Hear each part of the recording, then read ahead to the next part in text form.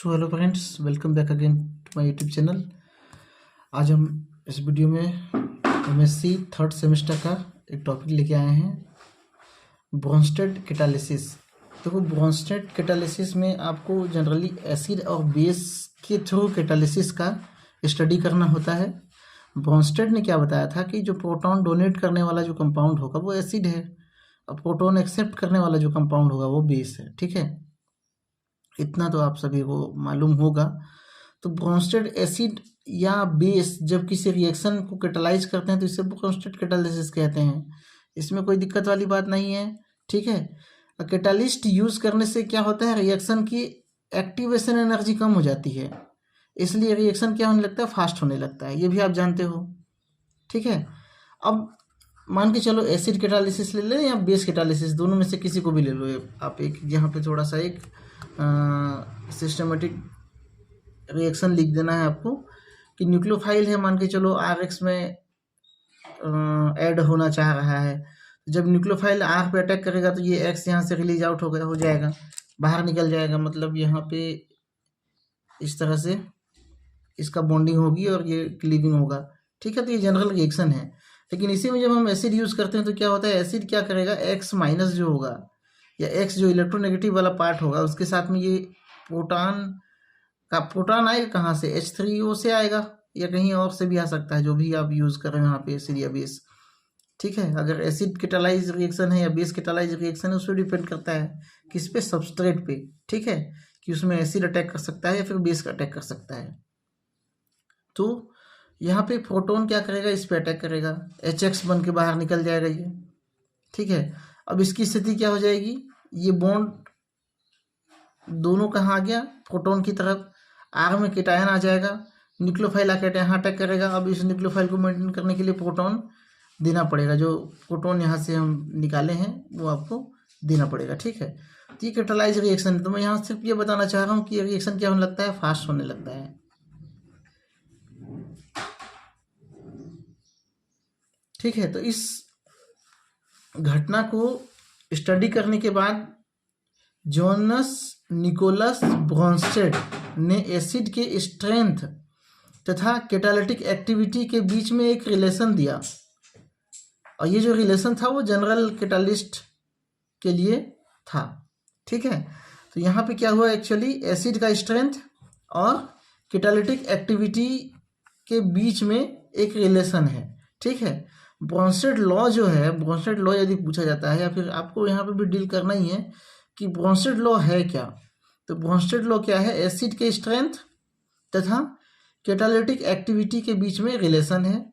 ठीक है, अब वो रिलेशन कुछ किस तरह से है, लॉग के क्या है, के यहाँ पे रेट कांस्टेंट को दिखाता है। ठीक है, किसी भी रिएक्शन का रेट कांस्टेंट को दिखाता है, इक्वल टू अल्फा जो हमने यहाँ पे लिया है फॉर एसिड के डिसोसिएशन के लिए लिया है। ठीक है, डिसोसिएशन कांस्टेंट के लिए लिया है। चलो, अल्फा एक क्या है, कांस्टेंट है ना, कैटालिटिक एक्टिविटी को जो जिससे हम शो करते हैं। और लॉग के ए क्या है, ये एसिडिक आयनाइजेशन कांस्टेंट कह सकते हो, इसको आयनाइजेशन कांस्टेंट कहा जा सकता है। अच्छे से मैंने लिखा यहाँ पे आयनाइजेशन कांस्टेंट। ठीक है, अल्फा एक तरह से कांस्टेंट है जो कैटालिटिक एक्टिविटी को शो करता है, तो यहाँ पे डिसोसिएशन लिखना गलत होगा, है ना, मैं इसलिए इसको काट दे रहा हूँ। ठीक है, यहाँ एसिड के लिए हम कांस्टेंट ए अल्फा लगा दिए हैं, बेस के लिए कांस्टेंट क्या लगा देंगे, बीटा लगा देंगे बस, और के ए की जगह पे के भी हो जाएगा प्लस सी, है ना। तो ये एक इक्वेशन हो गया, यही बस इक्वेशन है जो आपको लिखना है।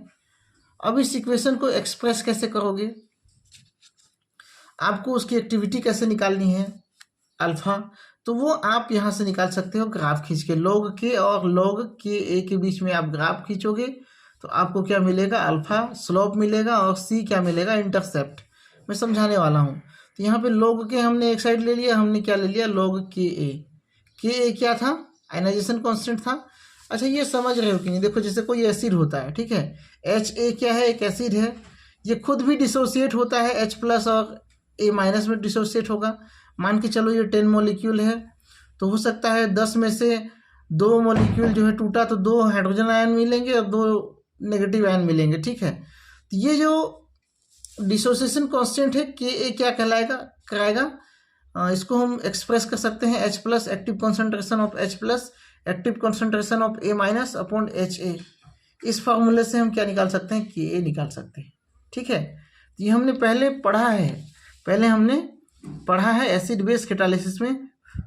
ठीक है, और उसका इक्वेशन भी हमने डिराइव किया है। ठीक है, स्पेसिफिक कैटालिसिस में क्या होता है, डिपेंड करता है कि इस पे प्रोटॉन के कॉन्सेंट्रेशन पे रेट, और जनरल कैटालिसिस पे क्या होता है, रेट डिपेंड करता है कि टोटल एसिड के कॉन्सेंट्रेशन पे डिपेंड करता है।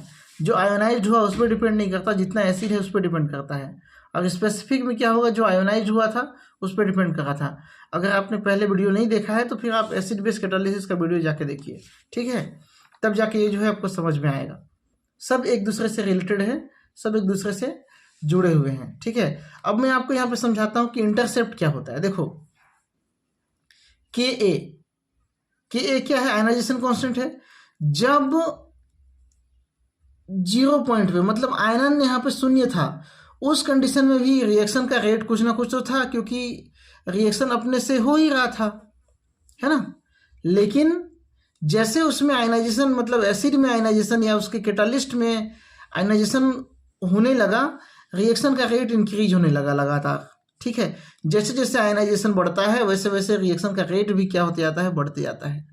ठीक है, अब ये जो रिएक्शन का रेट जो बढ़ रहा है, जिस स्पीड से बढ़ रहा है, उसको हम क्या निकाल लेते हैं, स्लोप निकाल लेते हैं। ठीक है, स्लोप निकालने के लिए इस तरह से एक त्रिभुज बनाते हैं। इसका इन दोनों का जो डिस्टेंस है उसके आधार पर यहाँ पे स्लोप को निकाला जाता है। ठीक है, आपको उतना लंबा मैथमेटिक्स नहीं करना है, केवल आपको लिख देना है ये स्लोप है। अल्फा क्या दिखाता है, एक्टिविटी को दिखाता है, जो कि स्लोप के रूप में है। और सी इंटरसेप्ट क्या दिखा रहा है, 0 कॉन्सेंट्रेशन, जब 0 आयनाइजेशन में, ठीक है, ये कह सकते हो 0 आयनाइजेशन में रिएक्शन का जो रेट था उसको दिखाता है इंटरसेप्ट, जिसको हम सी से। तो यही रिलेशन है लॉग के और लॉग के ए के बीच में। ठीक है, तो यही चीज आपको बताता है ब्रोंस्टेड लॉ या ब्रोंस्टेड कैटालिसिस। ठीक है जी, अब ये तो था चूंकि हम एसिड के लिए स्टडी कर रहे थे। बेस के लिए सेम टू सेम आप इसको अप्लाई कर सकते हैं, इसमें कोई परिवर्तन नहीं है, केवल आप एसिड की जगह पे बेस रख दीजिए, ये काम जो है आपका हो जाएगा। यदि बेस के लिए इसी इक्वेशन को या रिलेशन को अप्लाई करें तो अल्फा के स्थान पे क्या कर देंगे, बेस डिसोसिएशन कांस्टेंट लगा देंगे, बेस एक्टिविटी कांस्टेंट लगा देंगे। डिसोसिएशन शब्द कहना थोड़ा सही नहीं लग रहा है मुझे, यहाँ पे बेस एक्टिविटी कांस्टेंट लगा देंगे बीटा। ठीक है, अब वो डिसोसिएट होगा तो डिसोसिएट होगा, एसोसिएट होगा तो एसोसिएट होगा, उससे हमको क्या मतलब। ठीक है, हम यहाँ पे एक्टिविटी लिख देते हैं, सबसे अच्छा और सही हो जाएगा। अब लॉग के रेट कांस्टेंट हो गया है ना, जिस रिएक्शन पे हम एसिड कैटालिसिस या बेस कैटालिसिस करा रहे हैं उसका रिएक्शन रेट हो गया, जो कि शून्य पे क्या है, शून्य कॉन्सेंट्रेशन, शून्य 0 आयनाइजेशन ऑफ बेस में क्या है, सी इंटरसेप्ट तो देगा ही देगा, कुछ ना कुछ रिएक्शन का रेट रहेगा। लेकिन यहाँ पे किसके किसके बीच में ग्राफ खींच रहे हैं, लॉग के और लॉग के बी क्या है, बेस का आयनाइजेशन कांस्टेंट है। ठीक है, प्लस सी क्या है, इंटरसेप्ट है। इंटरसेप्ट मतलब क्या कह सकते हो, ये वो स्थान है जहाँ पे 0 कॉन्सेंट्रेशन पे बेस का 0 कॉन्सेंट्रेशन ही कह सकते हो, बेस आयनाइज नहीं हुआ, मतलब उसमें कॉन्सेंट्रेशन नहीं है, बेस की उपस्थिति नहीं है उस रिएक्शन में। ठीक है, उस समय रिएक्शन का रेट जो था वो ये इतना था। ठीक है, जैसे हम वहाँ पे बेस डाले, आयनाइजेशन बढ़ते गया, तो उस कंडीशन में रिएक्शन का रेट भी बढ़ते गया। ठीक है, उस तरह से इसी तरह से स्लोप निकाल सकते हो, ये क्या स्लोप है। ठीक है, बीटा क्या है, स्लोप है, जो दिखाता है, किसको दिखाता है, बेस की एक्टिविटी को दिखाता है। ठीक है, बेस की एक्टिविटी पर रेट कांस्टेंट की डिपेंडेंस को बताता है। हमने पहले ही कहा है ना, शुरू में ही हमने कहा, क्या कहा था कि ये जो बताता है आपको एसिड के स्ट्रेंथ तथा कैटालिटिक एक्टिविटी के बीच में रिलेशन दिखाता है ना, एसिड का स्ट्रेंथ या फिर बेस का स्ट्रेंथ या कैटालिटिक एक्टिविटी के तथा कैटालिटिक एक्टिविटी के बीच में रिलेशन। हमने यहाँ एसिड टर्म यूज़ किया था, अब वहाँ पे क्या कर दोगे आप, बेस टर्म यूज़ कर दोगे। बेस का स्ट्रेंथ तथा कैटालिटिक एक्टिविटी के बीच में रिलेशन दिया, जो कि क्या कहलाएगा, ब्रोंस्टेड कैटालिसिस लॉ कहलाएगा। किसके लिए, बेस के लिए। ठीक है, अब इससे क्या क्या पता चलता है भाई, वही पता चलेगा। कैटालिटिक एक्टिविटी एसिड या बेस के एक्टिविटी पर निर्भर करता है। ये यहाँ पे डिसोसिएशन में हर जगह हटा रहा हूँ, यहाँ पे कर दे रहा हूँ एक्टिविटी पर, एक्टिविटी कांस्टेंट पर निर्भर करता है।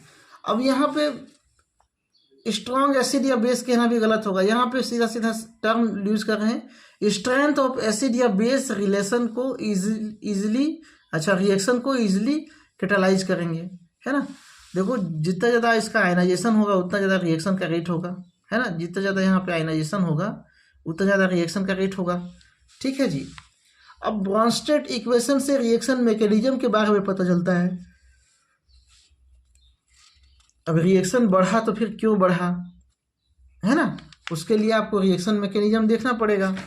जैसे यहाँ पे एक कोई सबस्ट्रेट है, उसमें कोई HA एसिड है, हमने डाला तो उसका मैकेनिज्म क्या हुआ यहाँ समझ में आया था, उस वीडियो में आपने देखा होगा, है ना। HA खुद क्या होता है, आयोनाइज होता है प्रोटॉन और उसका जो रेसिडुअल पार्ट में। ठीक है, अब वो प्रोटॉन क्या करता है, इस S को एक्टिवेटेड कॉम्प्लेक्स में कन्वर्ट कर देता है, जो कि किस में बदल जाता है, प्रोडक्ट में। तो यहाँ पे एक तरह से हम रिएक्शन का मैकेनिज्म ही ना डिफाइन कर रहे हैं। ठीक है, रिएक्शन का मैकेनिज्म क्या हो रहा है, प्रोटॉन के एक्सेप्शन से एक्टिव हो रहा है और प्रोडक्ट दे रहा है, और कैटालिस्ट तो जो A- था वो प्रोटॉन एक्सेप्ट करके A-HA फिर से बन जा रहा है, लेकिन इसका मैकेनिज्म जो है वो स्पेसिफाई हो रहा है। तो यहाँ पे अंतिम टर्म में यही चीज़ क्लियर हो रहा है कि ब्रोंस्टेड इक्वेशन से रिएक्शन मैकेनिज्म के बारे में आप जो है डील कर सकते हो। ठीक है, रिएक्शन मैकेनिज्म के बारे में आप डील कर सकते हो। यहाँ आई होप, मेरे को लगता है कि आपको समझ में आ गया होगा, और ज़्यादा हार्ड टॉपिक नहीं है और ज़्यादा लंबा भी नहीं है। ठीक है, बस आपको समझना है, और जो पहले का वीडियो जो नहीं देखे हो ना, उसको जाके देखो, प्लेलिस्ट में है। ठीक है, प्लेलिस्ट में बना हुआ है। अब कुछ भी समझ में नहीं आता तो प्लीज़ कमेंट करो। ठीक है, वीडियो पसंद आ गया तो लाइक तो करना ही है ना, आप लाइक तो कम से कम कर ही सकते हो। ठीक है जी, और चैनल में नए हो तो सब्सक्राइब कीजिए। ठीक है, थैंक यू।